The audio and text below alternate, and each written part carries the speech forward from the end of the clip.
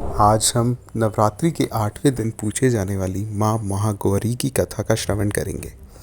बहुत समय पहले की बात है। एक छोटे से गांव में पार्वती नाम की एक कन्या रहती थी।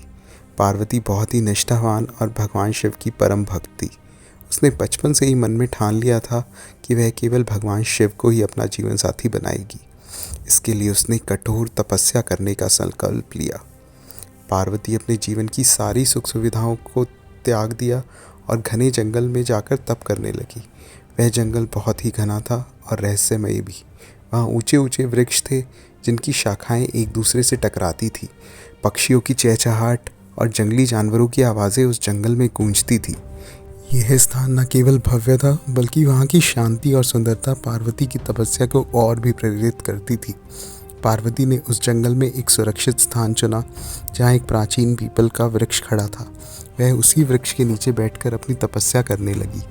रात दिन केवल भगवान शिव का ध्यान करती, भोजन और पानी को भी त्याग दिया। उसकी तपस्या इतनी कठिन थी कि धीरे धीरे उसका शरीर क्षीण होता गया और उसका रंग काला पड़ता गया, लेकिन फिर भी उसने हार नहीं मानी और तप में लीन रही। उधर भगवान शिव को पार्वती की तपस्या देख उसके धैर्य, प्रेम और समर्पण की गहराई का एहसास होने लगा था।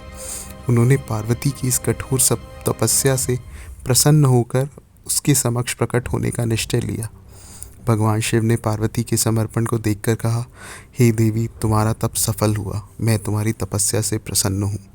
शिवजी ने अपने त्रिशूल से गंगा जल प्रकट किया और उसी जल से पार्वती का अभिषेक किया। जैसे ही गंगा जल की बूंदें पार्वती के शरीर पर गिरने लगी, उसका काला रंग धीरे धीरे सफ़ेद और चमकीला होता गया। पार्वती अति सुंदर और गोरी हो गई। अपने इस रूप में वे महागौरी कहलाई। भगवान शिव ने पार्वती को अपनी अर्धांगिनी के रूप में स्वीकार किया और कहा, तुम्हारा यह महागौरी रूप संसार में पूज्य होगा। जो भी भक्त नवरात्रि के 8वें दिन तुम्हारी पूजा करेगा, उसे समृद्धि, शांति और सुख की प्राप्ति होगी। तभी से महाअष्टमी के दिन माँ महागौरी की पूजा की जाती है, जो शक्ति और तप की देवी है और शांति और सुख समृद्धि का वरदान देती है। तो आइए सब मिलके बोलते हैं, जय महागौरी।